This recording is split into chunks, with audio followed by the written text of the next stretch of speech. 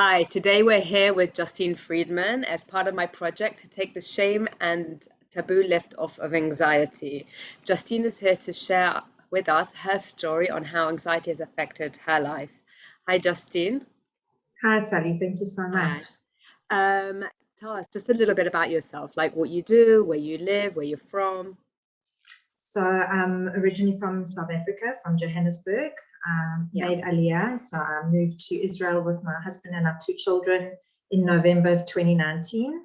And I work as a clinical dietitian and a mindset mentor. I run my own private practice and I'm living in Modi'in in Israel. Oh, very nice. Okay. What is your earliest memory of anxiety? So for me, anxiety really became a big part of my life after giving birth to my son. So as a child and as a teenager, I think I had normal worries and concerns, but it really had a huge impact on me 2 days after giving birth to him. And it was something that I wasn't expecting. How long ago was that? So my son is 16 and a half. So basically 16 and a half years ago. Yeah. It came out of left field, was definitely not on my radar at all. And I was not equipped to deal with it at the time. What number son was that? What number child was that? So he was my first. He was your first child. Okay.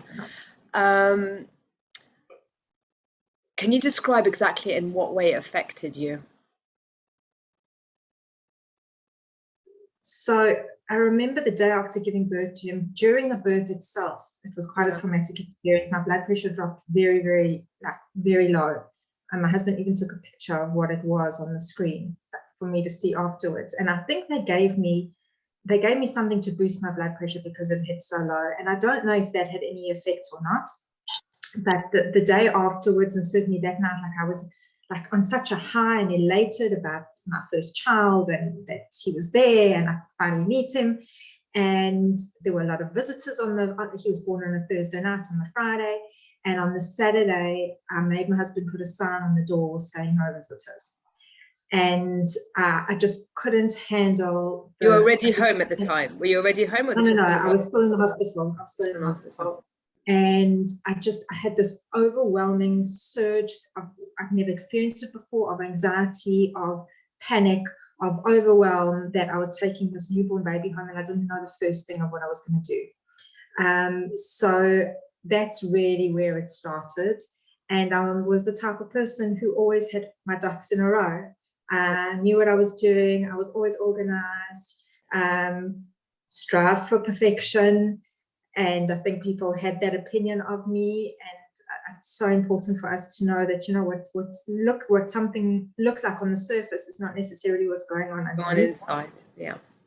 And when I left the hospital, the doctor had given me medication called Eglanol because he saw that I wasn't coping. And I didn't realize, no one had told me, even though I had some kind of medical training from my nutrition degree, that this was a medication that you don't just start and stop. If you're on it, you have to take it, and you have to take it consistently. It's not like ad hoc. Yes. So I took it, and then there were days I took it, and there were days that I didn't take it. And eventually, when my son was about 8 weeks old, and I really was just not coping at all, I finally went to see a doctor who specialized in postnatal depression. Can I just ask you, can I just go back to something that you said? You said that whilst you're still in the hospital, you're feeling very anxious. Did you know that this is anxiety? Could you label it? I don't know if I could label it as anxiety. I felt completely panicked. I felt overwhelmed, and I felt like I just didn't know what I was doing. I don't think anxiety was actually the label that I would have used at the time. A friend of mine, when I was still pregnant, had said to me, if after giving birth, she was pregnant with her third at the time, if after giving birth you experience postnatal depression, you need to go and see this person and watch out for it. And I don't know if it was her way of knowing me better than I knew myself, that this was something that I may actually be predisposed to.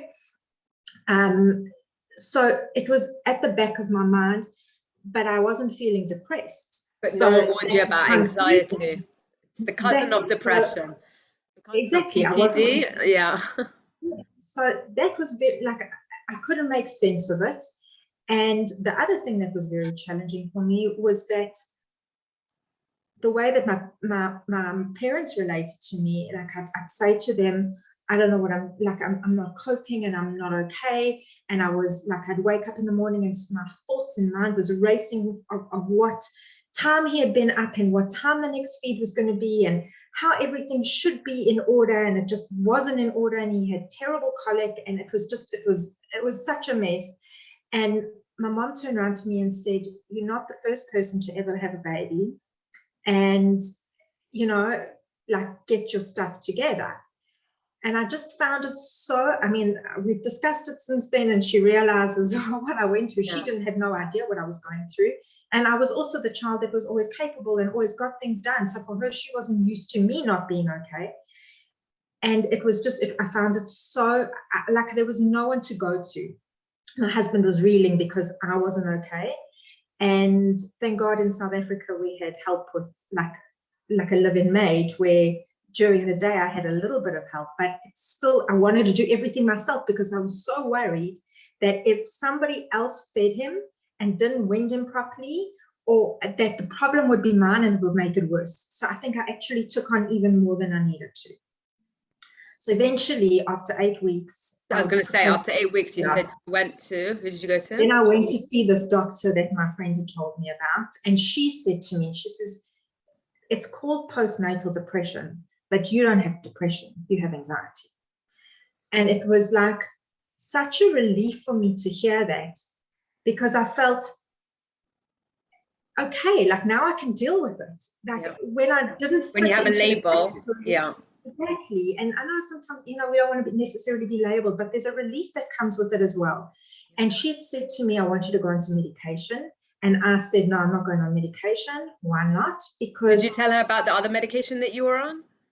So I did, and she'd said to me, so I'd already, by then, I'd run out of it, and the script hadn't been refilled because I didn't know to. And she said that could have also obviously exacerbated the symptoms. Yeah. And she said, "I really want you to go on a medication." And I said, "I want to try just do this by speaking it out." And she said, "Okay, I'll give you a little bit of time." And what was my motivation? Because I didn't want to succumb to medication because there was such a stigma attached at the time. At the time, and from my parents' generation, if you're taking medication for any mental illness or mental health issue, then there's a real problem with you, and we don't want you to be labeled like that. So there was also that. What the neighbors say, Correct. And so I felt a lot of pressure not to take the medication. And I think that was actually worse for me. So I would go once a week to this doctor, and like I wasted away, well, not wasted away, but like I'd never had any, like for me, I'd always eaten regularly, and I found that I wasn't eating. If I was eating, it was definitely an anxiety trigger. Yeah. Yes. And and what I found out subsequent to this, and it's something I'm interested in from my line of work, is that the less you eat, the more the anxiety builds, because if your blood sugar level isn't stable, it also... So only once I learned that, then I learned how to reduce caffeine intake and eat more regularly and consistently throughout the day. But eventually, so I did track. So did you find that your training as a dietitian, did you find that helped you? Once I finally was on medication, yes. Okay. Until then, I was so overwhelmed that I couldn't even put into practice what I knew to be true. In fact, a friend of mine who was visiting from Canada at the time came to me and she said to me, "But you know to take omega-3s. Why don't you take omega-3s? Like, your brain doesn't function normally when you're in that state." So even with my training, it wasn't there.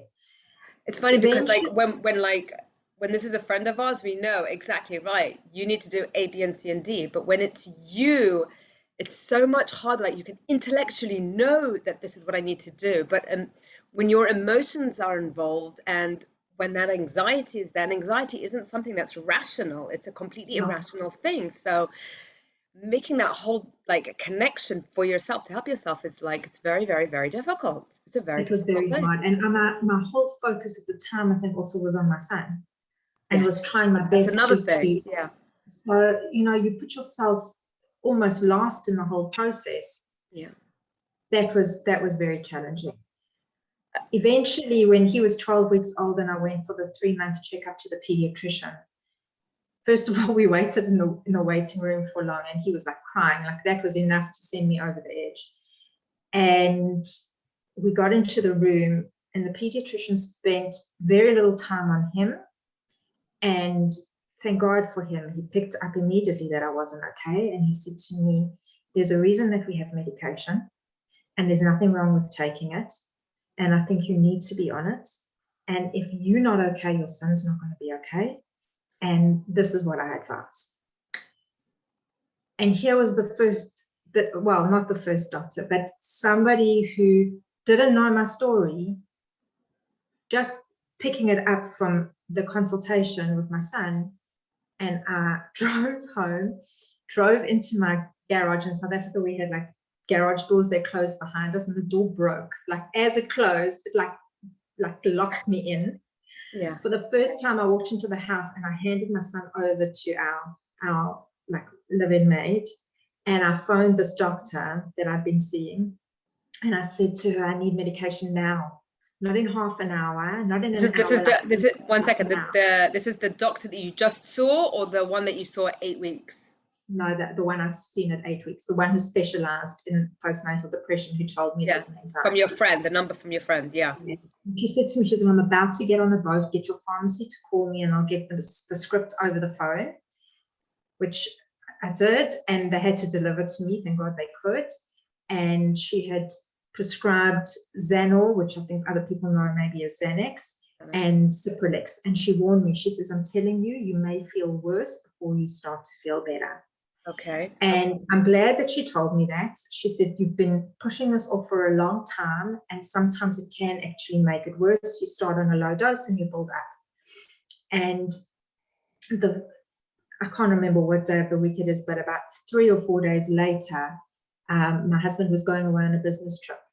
And I was in such a bad state that I was even having suicidal thoughts. And he looked at me before he walked out the door, and he said to me, promise me that you're going to be here when I get back. And I thought, how do you even know what I'm thinking about? Like, this was not something that I'd ever considered, but it had gotten just so bad, even though now I had just started taking the medication, that it was just so incredibly overwhelming, this anxiety. I didn't feel like myself, and I wanted to run away. I wanted to run away from myself, never mind the situation that I was in. And that's the hardest. You can't even run away from yourself. No. You're in your head. And that's, I remember reading Brooke Shields' book, and I think it was after I'd started taking the medication. And that was also very comforting for me, that here was somebody who was a celebrity who'd also experienced it, and how she described how she was imagining driving her car off a cliff, So it made me feel less like this bad person, and aware of the impact that this lack of normal homeostasis in your body can cause. So he actually flew my sister up from where she was living to be literally on suicide watch with me until he got back. Was she near you? Did she live near you at the time? She was living in Cape Town, and I was in Johannesburg at the time.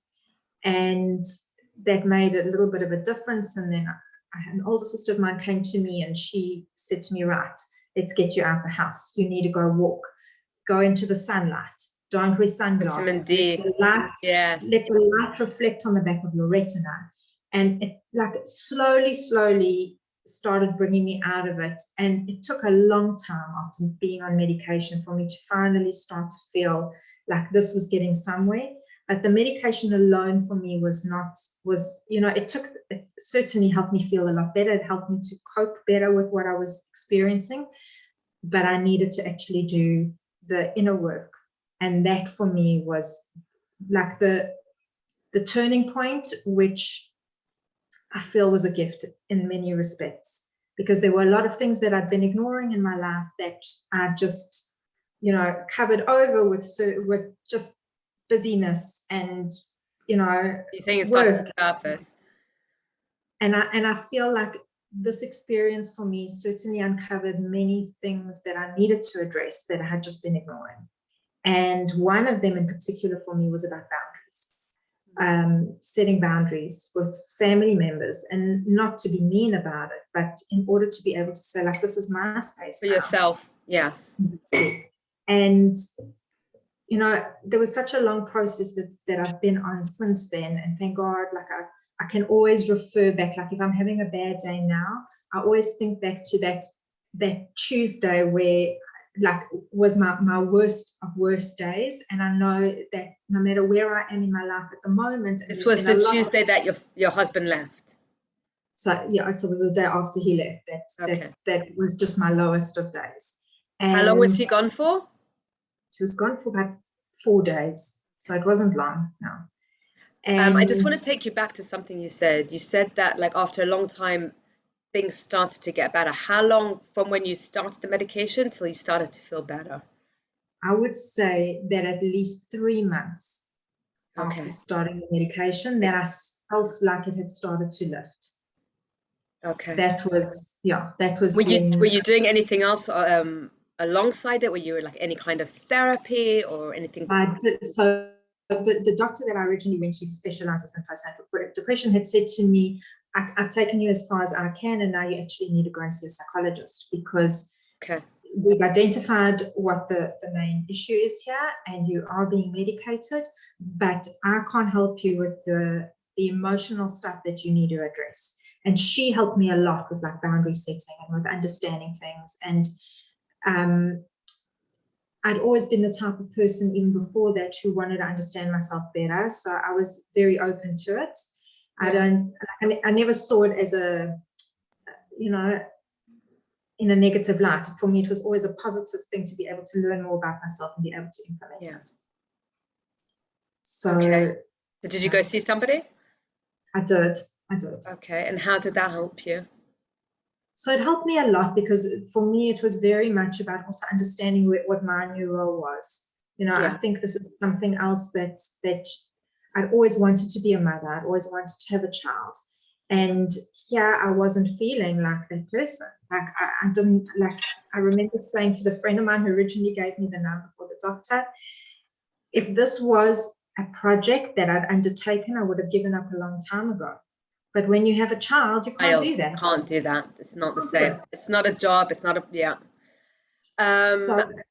go on.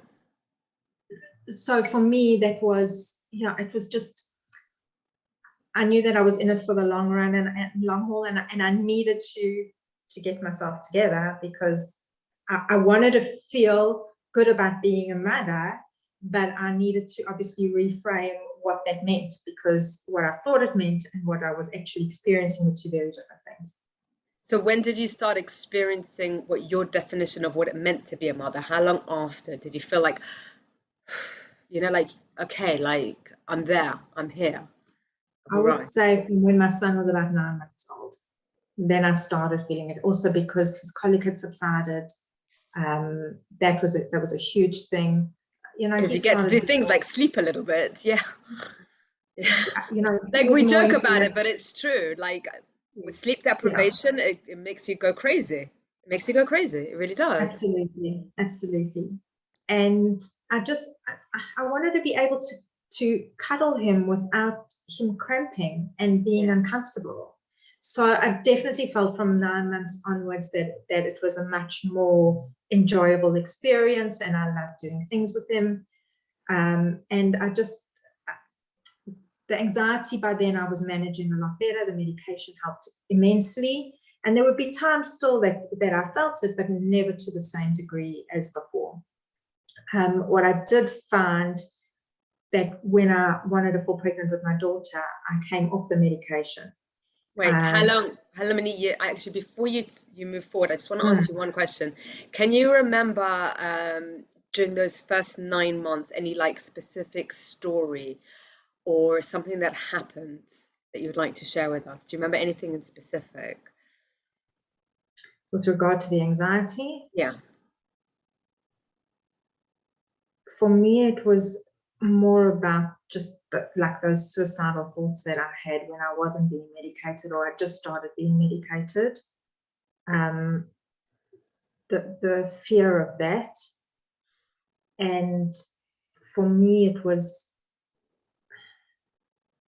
I just wanted to run away from it. Like, I think that for me was when I didn't feel like that anymore, when I could breathe, and I felt like I could breathe again. I remember, so my son and I are born exactly, like our birthdays are exactly 6 months apart.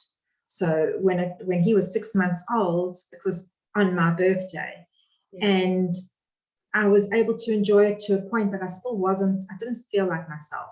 And yeah. I think one of the things that came out of this was that there was a lot of new things that I needed to accept about myself. And I've never felt like the same person since then, but I don't necessarily think that that's a bad thing. What kind of things did you want to accept? Like, you realized that you had to accept? I mean, would you be okay sharing that with us? Sure. So for me, I think control is the biggest thing. And it's still something that challenges me today. And I think the world that we live in today is a huge, holds that mirror up on a constant basis. Especially during Corona, it's like exasperated every tiny, yeah.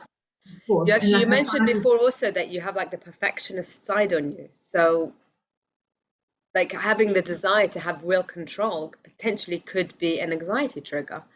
Definitely. And it's something that I've learned to, it wasn't like an overnight thing. I've had to work on it very hard. One of the books that I read recently was just such a breath of fresh air, was Brené Brown's The Gifts of Imperfection.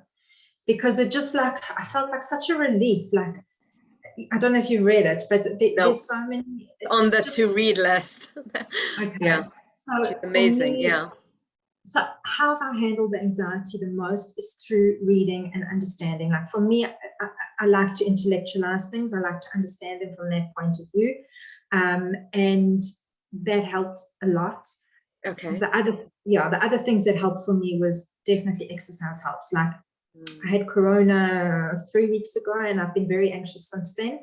And not because I had it and I was worried about not being well from it, but there is, and I'm looking for information about it, but there's definitely like a I was going to ask you about this. Yeah. Yes. And an anxiety that comes having had Corona, and I'm not sure if it's the inflammation in the gut that affects it or what aspect, but I'm finding that I have to, I'm paying attention to this anxiety that's building again, that I'm not fearful of it.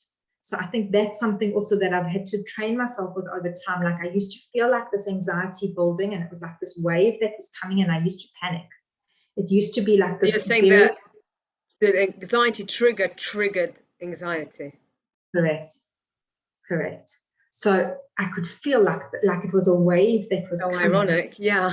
And it was the panic of knowing that where I was heading with it, and would it be as bad as I'd experienced before, probably made it a lot worse.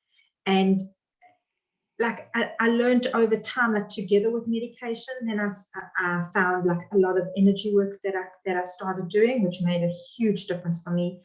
Breathing, meditation, exercise, that all was really. Is that techniques that you came up with, or did you get it from somebody or something? So over the years, I found different practitioners that I could work with in order to be able to level up my understanding of myself. So different psychologists, and there was one in particular who I went to go and see, who did a lot of energy work, Reiki and that kind of thing. It was unbelievable. In which country was this? This was in South Africa. Not a Jewish woman, and before I was actually religious, so like I'm not sure. Like her energy techniques are energy work, but I would go at it from a different slant now that I'm religious as opposed to before. But working with her, I actually was able to come off my medication and stay off. How long ago was this? How long was it? So this was the end of 2011, so 11 years ago. And for 4 years, I was off medication. And I felt really good about that because I felt like I've moved forward and I can cope and it's fine. And I still had my little dips here and there. But overall, it was, and I was going through stressful other things in my life at the time, but I was able to really manage it okay. And then my dad passed away. And about 7 How long weeks ago was before- this? So he passed away in September of 2014.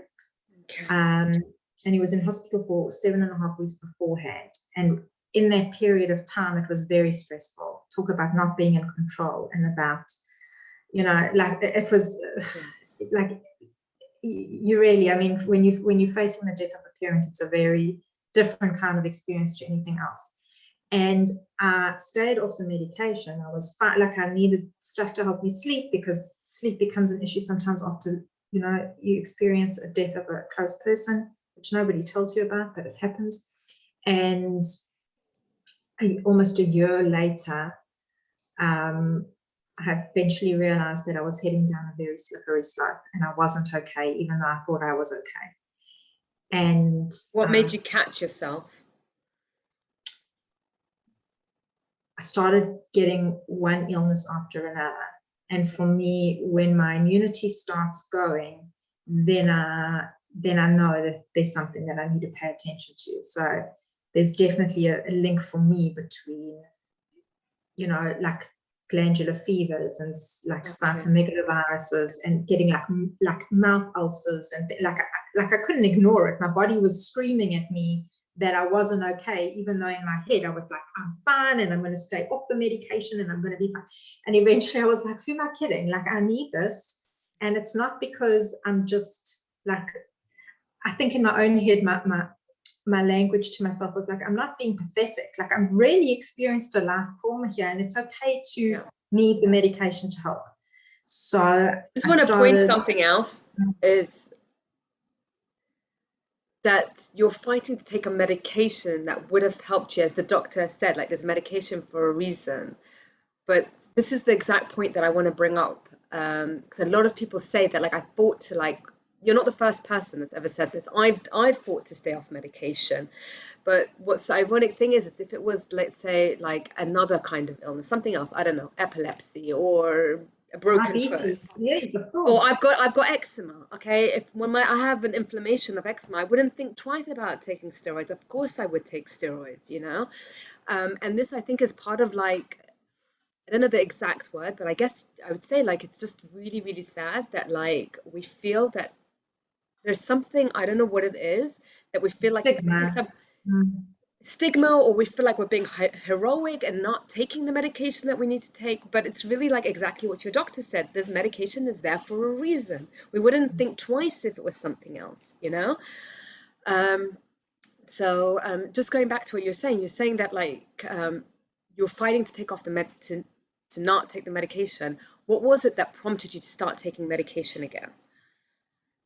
I could feel that I wasn't okay. Yeah. I could feel the anxiety building. I knew what was coming. And I knew that if I didn't start it, I realized that I'd already let it go too far. That I was not as bad as after my son was born, but I knew that if I waited much longer, I was going to be back to that place again. So I started something very, like, broad until I could get in to see the psychiatrist who I hadn't seen for years.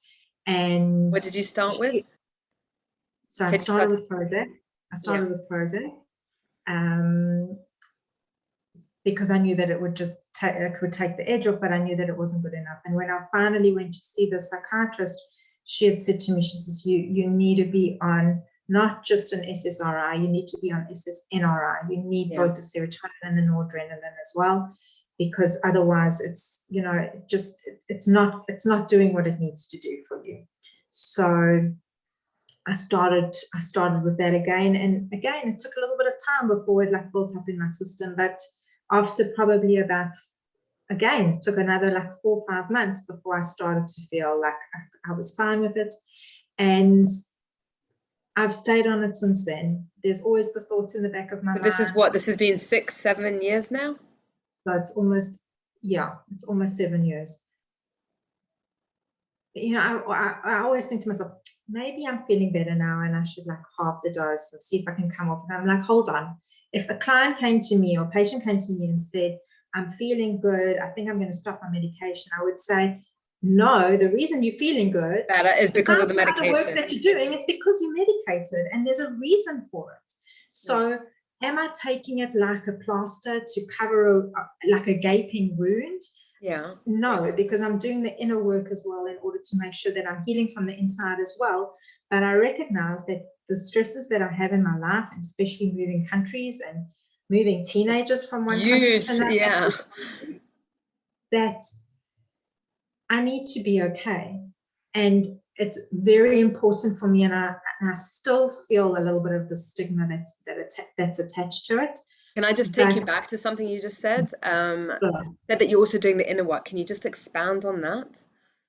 Okay, so since, I mean, I've been doing inner work for a while, but I would say... What do you mean by inner work? Like, so for me, it's very much about trying to understand who I am, how I function in the raising world. your self-awareness, you're saying? My self-awareness. What are my belief systems? What are limiting me? Where do I need to reframe things? What is working for me? What do I think is working for me that's actually causing obstacles in my life? So for me, it's about being very real and understanding that there's, you know, we're more than what we experience on a daily basis. So the other thing that's helped me immensely is since it was about May 2013, I came from South Africa to Israel on a women's tour, a religious women's tour. It wasn't specifically for women who were not religious, to give them a boost of inspiration about being able to bring, you know, just a little bit more of Hashem and Torah into the house. And it was a huge turning point for me, because I'd been constantly looking for something that made sense in my life, and I'd gone down many other routes. And I brought up in a very traditional home, but nothing really more than that. And it was the first time that I really felt like Shabbos was something that was meaningful for me, that I could actually press pause on life for those 25 hours and disconnect from the constant buzzing of phones and demands and all of that kind of thing.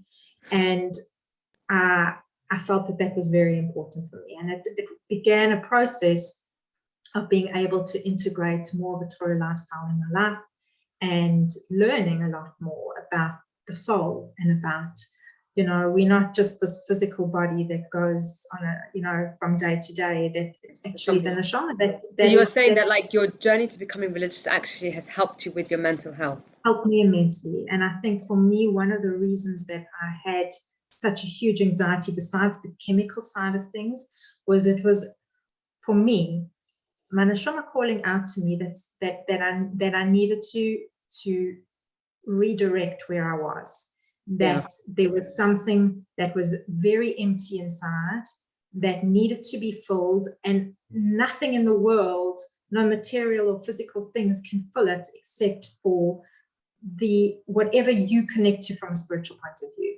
So for me, it's learning Torah, it's giving shiurim now, it's encouraging women and inspiring women also to be able to see that they're more than just the physical body. So even though the work that I do is helping people to eat better, I really focus more on the mindset side of things, to be more mindful about it, that even though physiologically we need certain things, from a spiritual point of view, from our neshama, we need so many more things as well. So I found a lot more peace came from me. I think you mentioned also you're a mindset coach as well. So did you find like a lot of the tools that you know for that you used on yourself and they helped you? Absolutely, without a doubt. Anything that I've learned that helped me in my life in the last 16 and a half years, I've been able to start integrating in my work with my clients, because you know, and everyone's different, and everyone needs a tweak here For or sure, there. everyone, yeah. No one size fit all. But you know, we can't ignore that we have these different parts to us. And I feel like the medication is important because it takes care of the physiological. And I try obviously to eat as best as I can to ensure that I'm not spiking my blood sugar, which is going to drive my anxiety either. Even though I love I'm drinking coffee, you know, yeah. of course. Yeah. But that there's this other component that I know that when I'm breathing and connecting to that much more infinite part within me, that gives me a sense of peace. And that's been, I think, a very gratifying part of this process, that even though I've been through, you know, for me, what was great traumas with the whole experience, that I'm able to look at it as in a more positive light, that it's brought me to where I am today. Can I take you back to something? Sure. You're saying about the past traumas. Okay, I wanted to ask you this before. After your first son was born, okay, you mentioned earlier that you're about to start talking about your daughter. Okay, so what I wanted to ask you, firstly, to go back to that story about your daughter, but also, did you find that the anxiety came back with this, any kids that you had afterwards, any babies, like anything, any other part of your life, like, and how did it affect you? So I waited until my son was 18 months old before I started trying to fall pregnant again. Yeah. Then I fell pregnant with my daughter and I was off medication at this point in time. I'd weaned myself off it because I didn't want to be on it during the pregnancy. And I was very careful. I watched myself. The minute she was out of me, literally within half an hour, I started taking medication again. I didn't wait. So literally in the delivery room. Yeah. Yeah. Pretty much, you know, whether it would or wouldn't affect me. And it was a very different experience for me. First of all, I think being a second-time mom is different. But I mean, they're women who experience postpartum depression, postpartum anxiety after having other kids. So it's not necessarily just. I already had it on my. I already had postpartum anxiety, third kid. I didn't have it beforehand. Yeah, So I didn't even know I had feel it. I didn't even know it was a thing. So yeah, crazy. I could feel that if I hadn't been on medication, it would have been very hard for me. okay. But there were, you know, so like I already accepted that things weren't going to be perfect. I already accepted that makes it easier. Already it makes it easier. Yeah. That like the timeline wasn't going to be determined by me. It was also, I had to be flexible to what my child needed. She also started. Two children. She also started showing signs of colic that I addressed much sooner. You know, that was a lot easier. So I enjoyed her a lot more. I bonded with her a lot quicker. I always felt guilty that I didn't bond with my son as much. But I mean, today you wouldn't even know. Like and I've said to him before, I've discussed it with him. I've explained to him like what I experienced and what I went through, and I wish I would. How does he take it?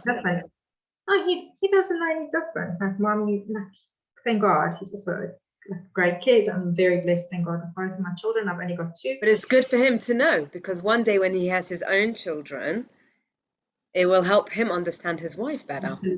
Absolutely. And it's interesting, when I experienced this, my mother-in-law turned around and said to me, I think I had this after my kids, and nobody knew what it was, and there was no help for me. And you know, I think it's also like we were maybe in our generation that there wasn't also as much spoken about it, but certainly today it's definitely a lot. People are a lot more aware of it, and you know, and the taboo, that shame, that stigma is slowly being lifted. I mean, you said yourself there is that slight stigma still, which is true. I found that when I had postpartum anxiety and depression, I was like, okay, I knew, right, this is what I need to do, but there was still at the back of my mind, you know. And yeah, firstly, this is why I'm doing all these interviews, to like remove that stigma, and for everybody else out there that's still living with that stigma, that's still living with that shame, that can't step forward and say, I need the help, or I have this, or recognizing that they even have this. Absolutely. So one story that for me was very impactful, and I couldn't understand it at the time. Before I was married and had kids, when I studied my degree, I lived in Cape Town. Yeah. And there was a young Jewish doctor who worked there. She was absolutely like this blonde, beautiful, like you look at someone like they go, oh, they've got it all together. And she was married to a surgeon that we worked with in the hospital on our rotations, who like we used to rush to get there first thing in the morning, because he was just like they looked like Ken and Barbie. Like this was the, yeah. And she had a baby, and when the child was about 7 months old, she killed herself from postpartum depression. And this was before I ever experienced it. And it hit me so hard that, like, how is it possible that somebody who's in the medical profession, who could get help, who could be on medication, who all of these things, like, was so lost for meaning, that this was the extent that she went to. And when I went through what I did after my son, and I always go back to the worst Tuesday where my suicidal tendencies were unmasked, for the first time I could experience and understand a little bit maybe of what she had went through. And it was just such a a leveling experience that I know very no. I relate to it. I relate to it so much, and it's so hard when you're like, unless you go through it yourself, it's so hard to explain to somebody what it means to want to take your own life. Because it's like, why would you do that? But and when you're in that hell, exactly what you said before, you said that, like, I just wanted to run away. But the problem with mental health is it doesn't matter where you go, it will always be there. You can't even run away from your own mind. It's always there. And that's the hell of it, you know? Yeah, go on. So that for me was like had such an impact on me, that I think also pushed me to medicate myself.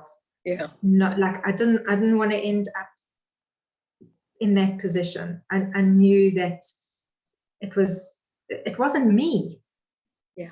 I think that's the other thing, is that it's amazing that you even recognize that this is not me, that you could differentiate like pre and post Justine, you know? I mean, anxiety, that's what I meant. Yeah.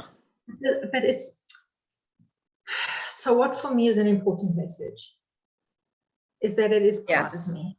It makes me part of who I am. It gives me depth and understanding when I'm dealing with other people. It's helped me understand my daughter, who does also suffer with anxiety in a different way to what I do. But how old is your daughter? Now 14. Okay. And that even though I experienced traumas with it, that it gave me the ability to learn more about myself and to grow as a person as a result of it. Yeah. And I don't want to reject that part of myself, because I think when we try to reject or ignore that part of ourselves, then it's part of us. It's part of us that we're not accepting. So what helps me deal with it better is that when I am experiencing anxiety, and these last few weeks has definitely spiked a little bit, that I recognize that it also doesn't last forever, and that I don't try and run away from it, that I try to embrace it. And I'm still learning how to do it. When you say embrace, can you expand on like how do you try and embrace that? Because I feel like now we've reached a stage in our lives where we've experienced it enough times that we know that it comes in waves, that there is an end, that we have the techniques to help ourselves. Definitely. So I don't feel that panic building, that it's coming and I don't know what to do about it. Yeah. I can allow it. And in fact, there was a technique that I also used many years ago when it was like so heightened, where I actually allowed it to build inside of me. And when I felt it, I let it, I think you've got to be able to feel strong enough and in a safe enough place to do this, that I let it build and build and build. And eventually what happens is it's like a balloon that pops, that it just can't be any more than that. And it dissipates. So did you find that helped you? Yes, very much. But as I say, I think you need to be in a very safe space to be able to do that. that you're going to allow it, that it's not going to overwhelm you, that you're allowing it instead of, because sometimes I think when you try to push it away. So you're saying you control it as opposed to it's controlling you. Not necessarily controlling, but just allowing. Yeah. When you allow something as opposed to resist it or trying to control it, then it doesn't have the same power. It actually has the ability to die down. Yeah. But you need to know what you're doing. Just 100%. No. You need to know what you're doing. Just be very, very clear. Just whoever's listening to this, unless, don't do this in home unless you know what you're doing. No, yeah, exactly. Definitely. Exactly. Okay. Justine, I want to ask you one last question. Is there any message that you have for anybody watching this, and they still feel that shame of having some kind of mental illness? So first thing is get help. Yeah. There's nothing. There is nothing shameful about getting help. It's not something that you have done that's caused this. It is very normal to experience it. And the world that we're living in today has so much stimulation that we don't even know sometimes where it comes from. And add to the pot corona, just whilst corona, we're here. Yeah, absolutely. Corona can cause it. The fear of corona, the not being able to control so much in our lives. Yeah. And I think the general message is that it doesn't make you a bad person if you're suffering with anxiety. It doesn't mean there's anything wrong with you. It just means that there's something inside of you that needs to be addressed.